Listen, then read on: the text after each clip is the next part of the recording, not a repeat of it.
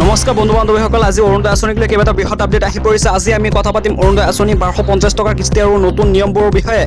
1 ছেপ্টেম্বৰৰ পৰা যিহেতু টকা নোসোমোৱাৰ কথা আছে আৰু এইবাৰ নতুন কিছুমান নিয়ম সলনি হোৱাৰ খবৰ চৰ্চালৈ আহিছে। গতিকে আপুনি যদি অৰুণোদয় আঁচনি হিতাধিকাৰী হয় তেন্তে ভিডিঅ'টো শেষলৈকে নিশ্চয় চাওক। অৰুণোদয় আঁচনি অসমৰ বহু পৰিয়ালৰ বাবে এক গুৰুত্বপূৰ্ণ চৰকাৰী সহায়ৰ আঁচনি হয়।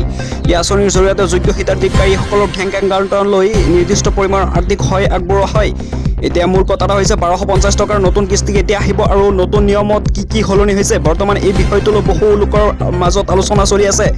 1 ছেপ্টেম্বৰ তাৰিখটো বিশেষভাৱে চৰ্চাত আছে, কিন্তু মনত ৰাখিব টকা জমা হোৱাৰ সঠিক সময় বেংক আৰু চৰকাৰী প্ৰক্ৰিয়াৰ ওপৰত নিৰ্ভৰ কৰে। আনহাতে হিতাধিকাৰীসকলে নিজৰ বেংক একাউণ্ট সক্ৰিয় আছেনে নাই, বেংক একাউণ্টৰ সৈতে আধাৰ সংযোগ ঠিক আছেনে নাই আৰু প্ৰয়োজনীয় তথ্যসমূহ শুদ্ধ আছেনে নাই সেইটো পৰীক্ষা কৰি লোৱা উচিত হয়।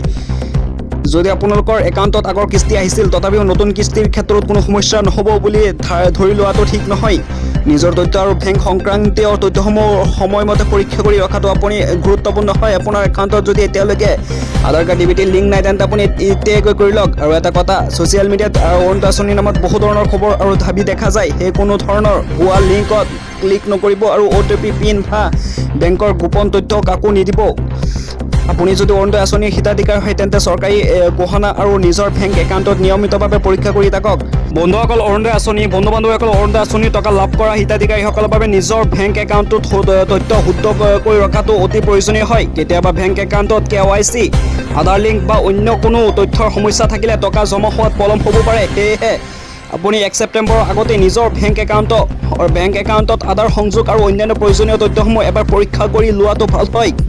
যদি কোনো সমস্যা দেখা যায় তেন্তে সংশ্লিষ্ট বেংক বা চৰকাৰী কাৰ্যালয়ৰ সৈতে যোগাযোগ কৰিব পাৰে আপুনি।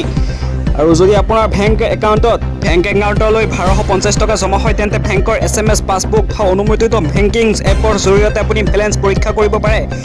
মন কৰিবলগীয়া কথা হৈছে যে কেৱল হোৱাটছআপ, ফেচবুক বা ইউটিউবত দেখা কোনো খবৰেই চূড়ান্ত সত্য বুলি বিশ্বাস নকৰিব, কিয়নো চৰকাৰী গহনা আৰু নিৰ্ভৰযোগ্য উৎসৰ পৰা তথ্য নিশ্চিত কৰি লোৱাটো আটাইতকৈ সুৰক্ষিত উপায় হয়।